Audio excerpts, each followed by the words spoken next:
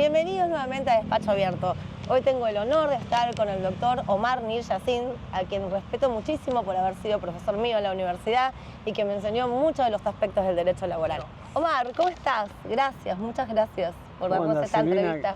Gracias por invitarme. La verdad que me parece muy buena tu iniciativa en este lugar, a un costadito de la facultad, con donde este nos día conocimos hermoso. Alguna Exactamente. vez, hace muchos años. Exactamente, la verdad, un gusto estar con vos. Bueno, Omar, a ver, pasaron muchas cosas en estos últimos tiempos y algo muy relevante, un tema que todos estamos hablando, y tiene que ver con la puesta en funcionamiento del Foro del Trabajo en el ámbito de la Ciudad de Buenos Aires. El 12 de diciembre pasado, hace muy poquitos días, del año 2024, la legislatura porteña aprobó la creación o la puesta en funcionamiento de estos tribunales. Y estamos todos muy interesados por saber cómo van a funcionar, en qué se van a funcionar, cuál es la competencia de estos juzgados del trabajo. ¿Nos contás un poco? ¿Cómo no? Voy a tratar de ser sintético porque en realidad esta historia viene de la creación de la ciudad autónoma de Buenos Aires, que es por la reforma constitucional de 1994, que dicta su primer constitución y, digamos, es la única ciudad constitucional, o sea, la única ciudad que menciona la Constitución Nacional, que asegura su garantía, le garantiza la autonomía, y esa autonomía, dentro de esa autonomía está precisamente ejercer la jurisdicción, o sea, los fueros ordinarios de la Ciudad de Buenos Aires. Luego de la creación de la ciudad, se dicta la Ley 7 que crea el Poder Judicial de la ciudad. Sí. Estamos hablando en el año 95, al año siguiente. Y en esa creación están todos los fueros ordinarios, inclusive el Fuero del Trabajo. Y por eso la ley, vos bien dijiste que es la puesta en funcionamiento, porque ya existían los tribunales, no se habían puesto nunca en funcionamiento. Esa ley originariamente daba 80 juzgados de primera instancia y 8 salas.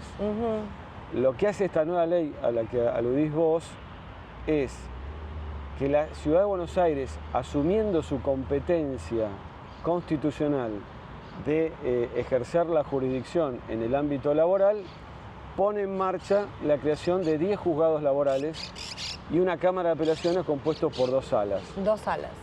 Y, digamos, va a tener la competencia que, si querés, te cuento. Contame un poco, sí, cuál sería la competencia, claro, ¿no? Teniendo en consideración también la coexistencia de los juzgados nacionales del trabajo. Claro.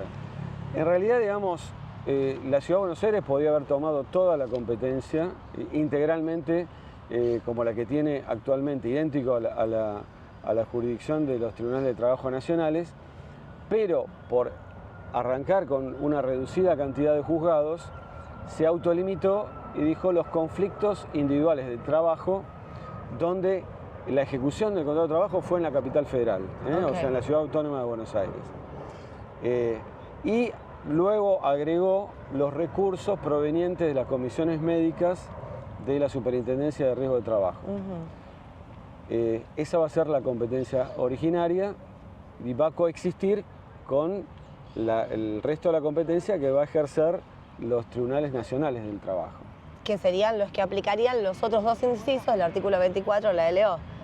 Es decir... Claro, o sea, a ver, digamos, en la ley nacional, cuando habla, bien decís, el artículo 24, habla de la competencia de los juzgados nacionales y dicen en los conflictos... Vamos a explicar de qué se trata el artículo 24. Claro, los conflictos individuales del trabajo, cuando el contrato de trabajo se celebró en la Ciudad de Buenos Aires, se ejecutó en la Ciudad de Buenos Aires o el domicilio demandado es en la Ciudad de Buenos Aires. Exactamente. De esos puntos de conexión, los tribunales de la ciudad solamente van a tomar lugar de ejecución del contrato. Que sería algo parecido a lo que sucede con el Tribunal de Casas Particulares. Tal cual, exactamente. El Tribunal de Casas Particulares que, a ver, te lo digo, digamos, por ahí no te va a gustar lo que te digo, pero después de esto no tendría razón de ser, porque para que sepa la gente, el tribunal es un tribunal administrativo, o sea, la ley 26844 en el año 2013 crea, bueno, viene empalmando con un decreto ley que duró muchos años, pero eso crea un tribunal administrativo en el ámbito del Ministerio de Trabajo de la Nación. Sin facultades jurisdiccionales, lo que limita también un poco, ¿no?, la posibilidad de... digamos, como la apelación va a la justicia, entonces la jurisprudencia le considera que es constitucional que haya un tribunal administrativo, siempre y cuando apele. Estamos hablando del tribunal de casas particulares. Bueno, ese tribunal de casas particulares es un tribunal administrativo en el ámbito nacional que se crea después de la existencia de la Ciudad de Buenos Aires, que ya tenía facultades jurisdiccionales, digamos, judiciales al respecto, y que, digamos, no tiene ningún sentido que la autoridad administrativa nacional entienda en funciones jurisdiccionales en una jurisdicción que tiene potestades judiciales, ¿no? Para hacerlo. Con lo cual, digamos, el efecto para mí, digamos... ¿Cuál crees que va a ser? Porque con respecto al Tribunal de Casas Particulares, digamos, creo que ya va a dejar de ser competente, porque va a ser Tribunal Administrativo Nacional contra Tribunal Local judicial. O sea, no tiene ningún sentido de que sea... Después veremos qué pasa con los expedientes en trámite, ¿no? Claro, eso te iba a preguntar. ¿Qué crees que pasaría con los expedientes en trámite? Y yo creo que hablamos siempre del Tribunal de Casas Particulares. Estamos hablando del Tribunal de Casas Particulares, que es un tema que a mí particularmente me gusta mucho. Claro, yo creo que si no hubiera un acuerdo de cómo se pasan los expedientes, yo creo que podrían plantear, si no toma una decisión la Secretaría de Trabajo, de declararse incompetente, que puede pasar, con lo cual pasarían todos los expedientes a la justicia de la ciudad, si no pasará en cada uno de los expedientes, planteos de incompetencia del tribunal y que el competente es el fuero del trabajo de la ciudad. Omar, sé que hay 180 días para organizar, ¿no?, la puesta en marcha de estos juzgados, pero no me contestaste dónde van a estar físicamente, ¿sabemos? Bueno, no lo sé. Precisamente lo que da la ley son 180 días al Consejo de la Magistratura de la ciudad para ordenar todo eso. O sea, va a tener que designar los jueces. Además va a ser una justicia que completa con defensores, fiscales, asesor de menores, con lo cual, digamos, el tiempo prudencial o el término que le marca la ley son 180 días. Esperemos a ver si eso se puede llegar a lograr. Y también, digamos, los accesorios que son los edificios, los empleados, todo eso, van a tener que conformarse en ese tiempo. Una cosa que te quería decir, que yo recuerdo en el gobierno de Macri, lo que se avanzó fue sobre el traspaso de los tribunales, de todos los fueros ordinarios, civil, comercial, laboral, criminal. Yo en ese momento trabajé también, hubo mucha resistencia de los jueces nacionales a querer pasar a ser jueces locales, por circunstancias que verdaderamente no tienen un asidero fundamental, ¿no? O sea, quizás porque ellos entienden que siendo jueces nacionales pueden tener más poder que los jueces locales, pero digamos, bueno, hubo mucha resistencia y en ese momento se tomó este camino de, en lugar de pasar tribunales, pasar competencias. Claro, porque eso es lo que tenemos que aclararle a la gente, ¿no? No es que los tribunales nacionales pasarían a la Ciudad de Buenos Aires, sino que la Ciudad de Buenos Aires asume la competencia, en este caso, en todo lo que tiene que ver en temas laborales. Claro. En el caso ya hubo traspaso de competencias en el fuero penal del Nacional al de la Ciudad de Buenos Aires, se hizo con convenio. Por ejemplo, le pasaron competencias sobre delitos menores que antes tenía la Justicia Criminal Nacional a la Justicia Penal y Contravencional de la ciudad. Que, digamos, con la misma temática, digamos, se evitó el traspaso de los tribunales, o sea, de los jueces con los tribunales. Y esto es otra medida, que es que la ciudad asume directamente esa competencia que le corresponde. Digamos, veámoslo también de esta cuestión. Nosotros, los ciudadanos de la Ciudad de Buenos Aires, tenemos derecho a ser juzgados por los jueces locales, no por jueces nacionales. Y también visto hasta, podía ser un criterio economicista, donde por qué la nación tiene que pagar el costo de un juicio de un trabajador de la Ciudad de Buenos Aires con su empleador, o de una empleada doméstica con su empleador. ¿Por qué lo tiene que pagar el resto de la nación? Que fue el mismo criterio que se aplicó con la Policía Federal, que tenía competencia en la Ciudad de Buenos Aires. Dijo, ¿por qué todo el país paga la policía de la Ciudad de Buenos Aires? Es por ser la capital federal. Bueno, ese es el concepto. Y yo creo, bueno, en un primer lugar, digamos, los jueces, a través de las entidades de jueces como Asociación de Magistrados, digamos, le era indiferente el tema de transferir competencias, que en realidad el resultado es que van a tener menos expedientes, no que van a desaparecer. Seguramente. Ahora, algunos sectores de la magistratura, de manera gremial, se han manifestado en contra de esto, con excusas como, para mí excusas, ¿no? Como ser que no hay convenio, que, bueno, en realidad no hay ninguna excusa, porque los jueces deben obedecer lo que dice la Constitución, y la Constitución Nacional dice que la Ciudad de Buenos Aires es autónoma. Y la Corte Suprema, en varios fallos muy importantes, como el fallo Nisman, sí, exactamente, el fallo Bazán, el fallo Corrales, insta a que rápidamente se transfieran, o sea, no dice el traspaso de competencias, se transfieren directamente los tribunales y demás cuestiones, ¿no? O sea, hay otros organismos que son nacionales y que podrían ser locales, como los registros automotor, los registros de la propiedad inmueble.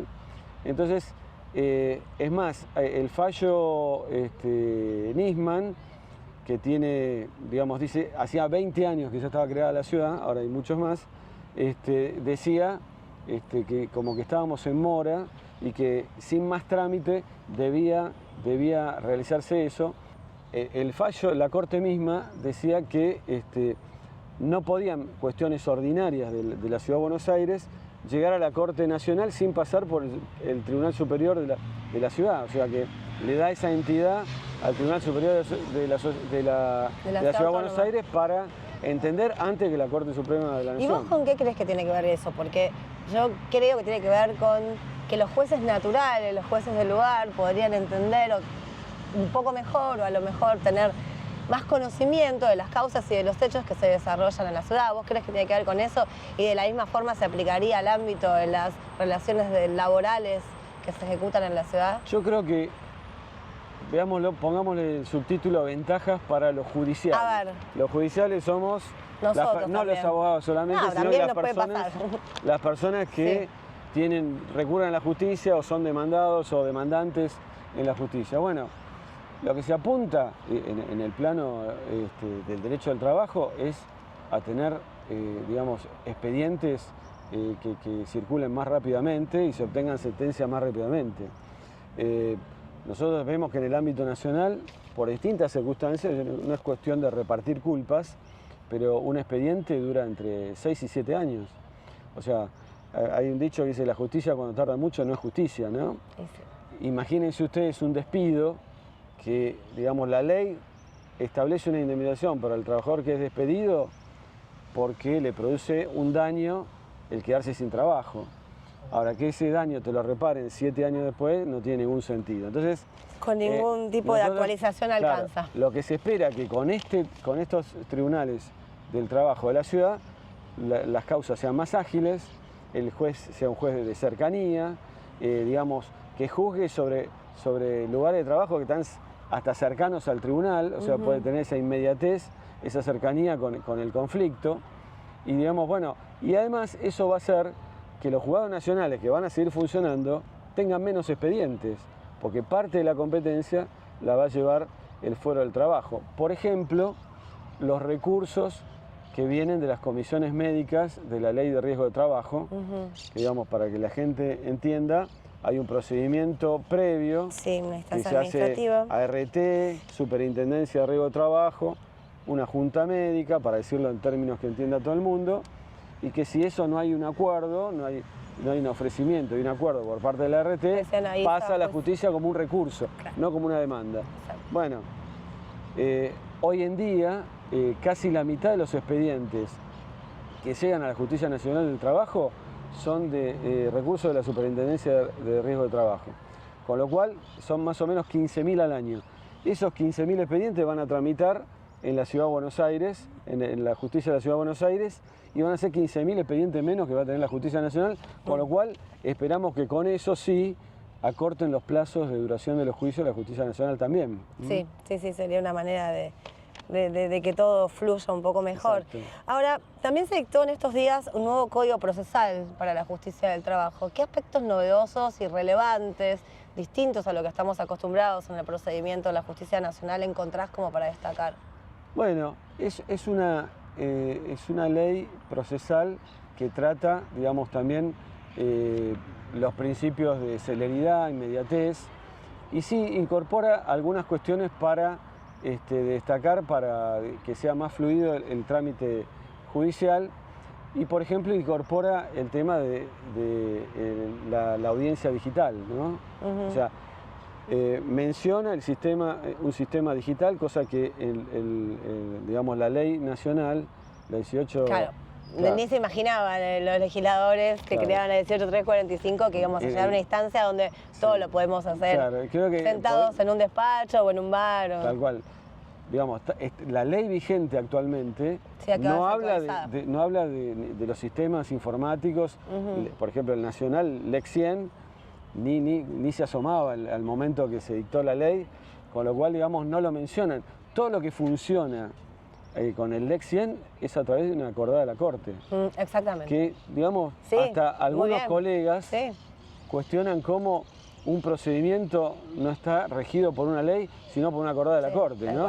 Y, digamos, cualquier falla en ese procedimiento, digamos, por ejemplo, no subir correctamente el escrito, puede llevar a que alguien pierda un juicio. Por supuesto. Y es algo que lo marca una acordada de la Corte, no una ley. Bueno, en este caso incorpora eso, digamos, el sistema, la digitalidad para audiencias.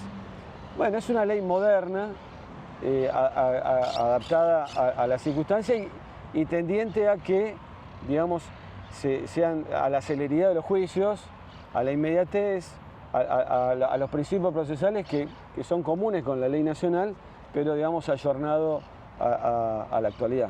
Sí, no sé, se me ocurre, por ejemplo, en cuanto a los aspectos probatorios, ¿encontrás alguna relevancia dictada en este procedimiento? Digo, por ejemplo, pruebas digitales. Bueno, yo creo que, digamos, se sigue rigiendo por el criterio de amplitud probatoria, con lo cual todo lo que vos mencionás puede ser incorporado en el procedimiento. Seguro. Así que, digamos, en ese aspecto, digamos, es una ley que sería como la ley nacional, pero adaptada a tiempos actuales, ¿no? Y que apuesta, digamos, le pone énfasis a la celeridad, a la digitalidad y a las audiencias virtuales, por ejemplo. Que las audiencias virtuales también son acordadas de la Corte en el ámbito nacional, sí, ¿no? por supuesto. Y ahí tenemos problemas también. Y también tenemos como distintos criterios respecto al juzgado que puede, por ejemplo, además, en cuanto a la prueba testimonial, ¿no? Además cada juzgado ha tomado de alguna manera un distinto criterio, presencial, semipresencial. Bueno, acá va a quedar claro cuál es. Así que bueno, digamos, yo pienso además que del punto de vista edilicio, del punto de vista de la tecnología, estos tribunales van a estar dotados de última generación, porque lo veo en digamos, la justicia de la ciudad, que es más moderna que la justicia nacional, digamos que la infraestructura es un poco mejor que los juzgados nacionales del trabajo, porque saben que hay algunos que son de edificios que son de la época de Perón, del 45, ¿no? O sea, es más, yo diría que hay algunos ámbitos de trabajo de los empleados judiciales nacionales que no pasarían por una inspección de seguridad, de seguridad y higiene del trabajo, ¿no? Eso los empleados me van a entender, ¿no? Estoy totalmente de acuerdo. A ver, hace poco leí una nota que escribiste, creo que en Infobae, puede ser, un diario digital. Puede ser. Donde se titulaba algo así como los nuevos juzgados de la Ciudad de Buenos Aires que vienen a interpretar la ley base, la 27742, que fue la ley que, como todos sabemos, empezó a regir en julio de este año y que de alguna manera atraviesa todas las relaciones laborales vigentes. Bueno, no vamos a entrar en la discusión de la retroactividad o no de la ley y la temporalidad de la misma. Pero contanos un poquito más, ¿por qué decís que la vienen a interpretar? ¿Por qué resulta necesaria esa interpretación hoy? Bueno, en realidad, claro, en realidad, digamos, es una ley nueva y la ley la interpretan los jueces. Nosotros también, los abogados, pero los que terminan diciendo, algunos dicen la ley es lo que dicen los jueces que es, ¿no? Con lo cual, digamos, sobre esta reforma laboral o ley de modernización laboral 27742, todavía no se han expedido los tribunales nacionales, y digamos, casi es una coincidencia, ¿no? O sea, a ver, sale una ley nueva, una reforma, digamos, no muy generalizada, pero es la más importante en las últimas décadas. Y aparece un tribunal nuevo que va a tener una jurisprudencia nueva, un criterio nuevo, una doctrina nueva. Va a depender también, que yo confío en eso, de que el Consejo de la Magistratura de la Ciudad, que siempre ha funcionado muy bien, seleccione jueces probos, estudiosos, inteligentes y que sepan interpretar correctamente las normas, como digamos los hay también en el ámbito nacional, ¿no? Pero digamos, es una nueva oportunidad para una selección de los mejores magistrados para prestigiar un fuero que se inicia y para que, digamos, este fuero en particular comience a tener prestigio, ¿no? Y, digamos, sea reconocido en cuanto a sus fallos y sus doctrinas. O sea que vendrían también como a aclarar un poco toda esta nebulosa que hoy tenemos todos los abogados litigantes respecto a la aplicación de la 27742. ¿Cuál crees que fue el impacto, y con esto termino, de la 27742? ¿En las relaciones laborales? En las relaciones laborales. O sea, ¿cuál es tu experiencia como abogado litigante, como profesor? Me imagino que los chicos en la facu también deben estar preguntando. Los clientes. No, los chicos de la facu no preguntan. Quieren aprobar, ¿no? Quieren aprobar, bueno, yo te hubiese preguntado. Bueno, mira, a ver, el impacto en las relaciones laborales existentes, o sea, digamos, la ley se aplica a las relaciones laborales que se desarrollaban aún antes de la ley. Bueno, yo creo que el impacto en esas relaciones laborales es mínimo. ¿Por qué? Porque no hay muchos artículos. A ver, si respecto al periodo de prueba, lo aclaró la reglamentación, que es para futuro, ¿no? Sí. O sea, el que estaba transitando el periodo de prueba en la ley anterior, continúa transitando esa misma cantidad de meses que lo decía la ley anterior, o sea, 3 meses. O sea, no se convierte en 6 u 8. Los demás cambios, yo caracterizo esta reforma con que un hecho fundamental, por supuesto para el futuro, o sea, a partir del 9 de julio en adelante, se derogaron lo que la gente comúnmente llamaba las multas, que en realidad eran indemnizaciones agravadas, adicionales a la de la Ley de Contrato de Trabajo, a la Ley de Contrato de Trabajo del año 74, cuyo autor fue Centeno, no las tenía. Fueron indemnizaciones que se agregaron con el tiempo y que terminaron, digamos, haciendo muy gravosa la situación de aquel que no tenía registrado a su trabajador. Exactamente, o mal registrado. O mal registrado. Pero a ver, partamos de la base que está mal no tener al trabajador registrado. Claro. Hay que tener al trabajador registrado en blanco, o sea, tal cual. Ahora, de acuerdo a la legislación que se derogó, el estar registrado con un día de diferencia tenía una consecuencia muy alta en las indemnizaciones. Duplicaba las indemnizaciones, incluso agravaba otras como la entrega del certificado de trabajo con solo un día de estar mal registrado. Exacto. Entonces quizás, digamos, esas mal llamadas multas, porque no eran multas, eran indemnizaciones en favor del trabajador, distorsionaban una situación haciéndola terriblemente gravoso, y quien sufría las consecuencias gravemente eran sobre todo las pymes, porque las empresas grandes suelen tener registrados correctamente a todos los trabajadores.